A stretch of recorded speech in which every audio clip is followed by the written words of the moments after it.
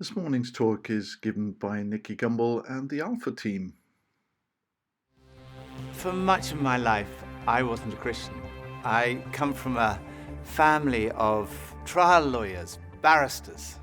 My mother was not a churchgoer. My father described himself as an agnostic, and I came to the conclusion that I was an atheist as a teenager, and I was quite an argumentative atheist. Not that I was out to convert people to atheism, but if anyone tried to convert me to Christianity, then I had a lot to say on the subject. And I was quite suspicious of Christians. I'd come across one or two of them in my gap year, and they had these smiles, which I found deeply suspicious. And in my first year at university, I had a room next door to my great friend, Nicky Lee. And I warned him against these Christians. I said, don't let them into your room, whatever you do. But it was too late. He'd met some, and one time he and his then girlfriend, now his wife, Scylla, came back and they said that they had become Christians. I was horrified. I mean, they were such lovely people. I thought, how can I help them? I really didn't know anything about it, so I thought, I better investigate. So I managed to find this old Bible, and that night I started reading it. I started beginning of the New Testament. I read Matthew's Gospel, Mark, Luke. I got about halfway through John's Gospel, about 3 a.m. I fell asleep. Following day, I carried on reading. All that day, all the next day, all the day afterwards. I was a student, so I didn't have any work to do. And when I got to the end of the New Testament, I came to the conclusion, it's true. You can't prove Christianity mathematically. You can't prove it scientifically. Science is obviously very important, but science answers a different set of questions. Science answers the questions, when and how did this world come into being? But it can't answer the question, who and why. Supposing I had a cake here, which I've made, and I give it to a scientist. The scientist will be able to answer the question, how it was made. They may be able to tell you when it was made, but only I can tell you who made it and why I made it. Only the creator of the cake can do that. Only I can tell you, I made that cake. And I can tell you why I made that cake. And it's the same with this universe. Only the creator can reveal who made this world and why he made it. And the claim of Christianity is that he has done that. The creator has revealed himself. And he's revealed himself in the person of Jesus. And the evidence is not scientific evidence, that's not the only kind of evidence, but historical evidence. When I was a barrister, that's what we relied on. We relied on historical evidence that we presented to a jury. It was things that had happened in the past. They weren't there. Every time a jury brings back a verdict, it's a step of faith based on evidence. And I myself could not be a Christian if I didn't believe there was evidence. I couldn't just take a blind leap of faith. For me, faith in Jesus is a step of faith based on good historical evidence. Why start with Jesus, you might say? I didn't even believe there was a God, but I came to believe in God through Jesus because the resurrection of Jesus strongly suggests that this world has a creator and that creator is to be seen in terms of, through the lens of Jesus. Many today will say, okay, he was a human being, but only a human being. Maybe he was a great religious teacher, but no more than that. Others would say he was much more than that.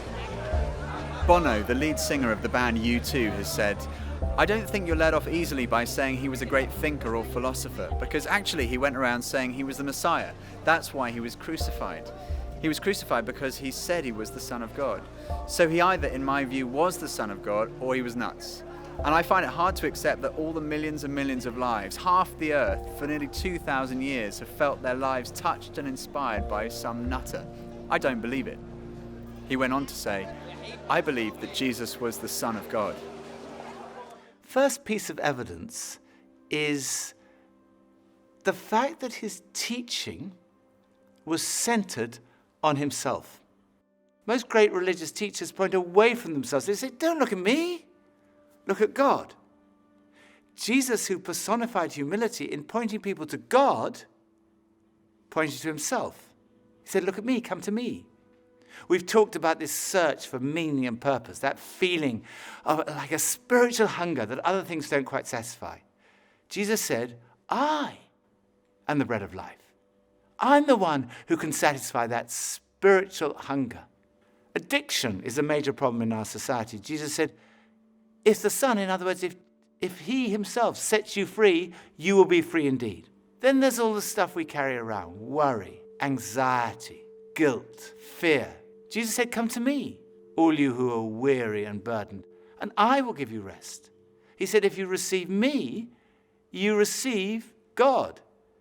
If you welcome me, you welcome God. If you've seen me, you've seen God. One of the most direct claims Jesus made is recorded in John's Gospel, chapter 10, verse 30. Jesus said, I and the Father are one. Now, making a claim like this was seen by the religious leaders to be blasphemy. It's tantamount to a claim to be God, and it was punishable by death by stoning. People picked up stones to stone him.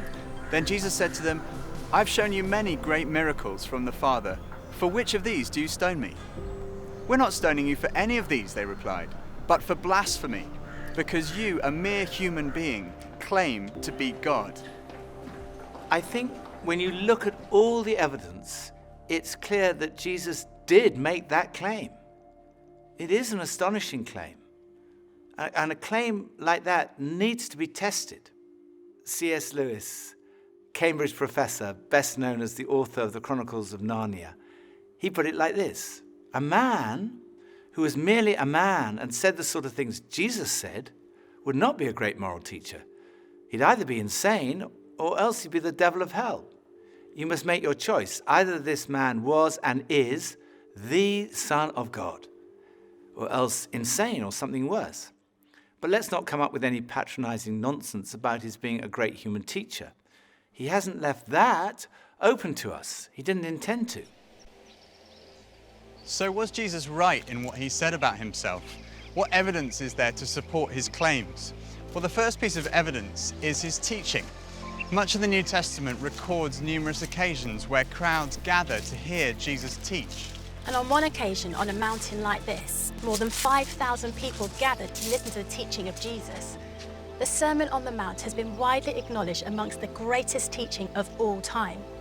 Jesus' teaching has been the foundation of our entire civilization. Many of our laws were originally founded on Jesus' teaching. Love your neighbour as yourself. Do to others as you would have them do to you. And then this, totally revolutionary: love your enemies. Another thing that marked Jesus' life was his love for the marginalized, feeding the hungry, healing the sick.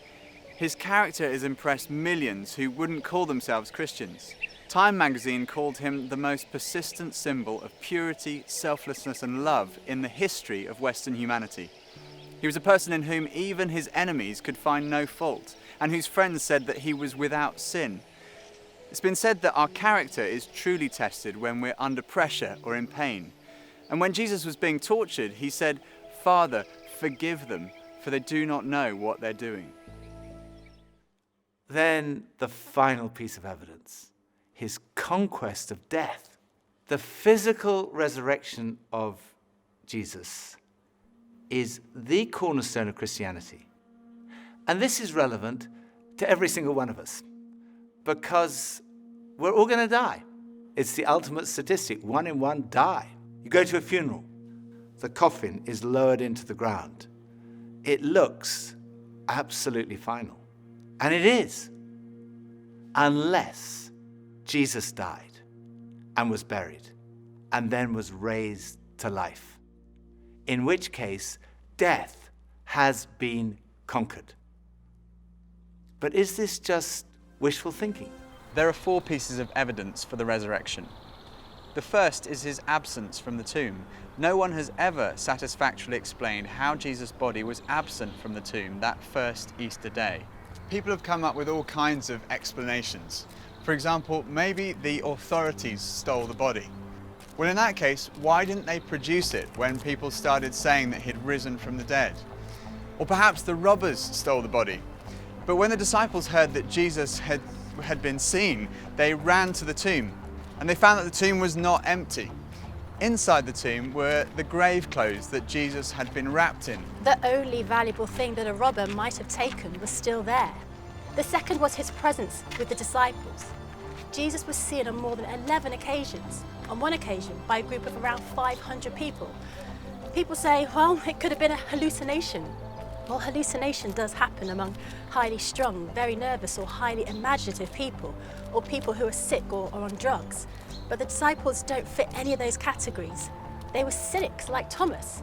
There were tough fishermen, there were tax collectors, and tax collectors do not hallucinate. The third piece of evidence is the transformation that we see in the disciples. Here was a group of people who were disillusioned, despairing that their leader had died, and then suddenly they were transformed.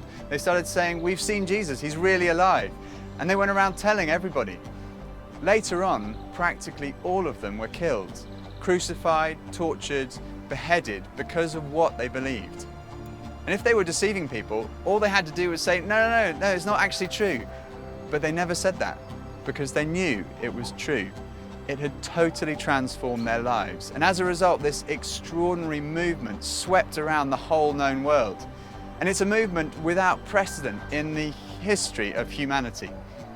And fourth, it's still happening today. There are now over 2.3 billion Christians around the world, of every ethnicity, continent, nationality, economic, social, and intellectual background.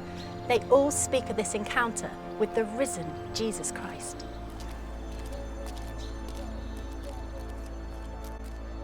So what are we to make of Jesus?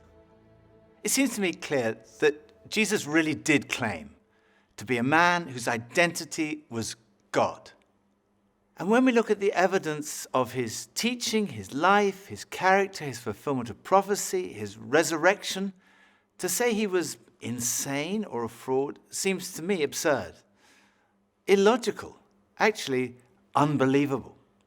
On the other hand, it provides the strongest possible supporting evidence that what Jesus said about himself was true. And when I looked at the evidence, when I read the New Testament, I came to the conclusion it is true. I didn't want to become a Christian because I thought if I became a Christian, life would be totally miserable from that moment onwards. So I tried to put it off. I thought I'll put off becoming a Christian to my deathbed. And then I realized that would not be intellectually honest. So very reluctantly, I kind of said, okay. Yes. And at that moment, I can still remember that moment so clearly. It dropped from here, from my head, being convinced it was true, to here in my heart, having an experience of a relationship with Jesus. And finding what, I guess looking back, unconsciously, I'd been searching for all my life. Something that provided ultimate meaning and purpose to my life. It was the very last place on earth that I expected to find it. But at that moment, I found that what Jesus said was true. Jesus said, I have come that you might have life and life in all its fullness. It really is true that God has revealed himself in Jesus. Jesus really is who he claimed to be. Jesus really did rise from the dead. There is hope beyond this life. There is hope for this life. Right now, in this life, in an encounter with Jesus, we find life and life in all its fullness.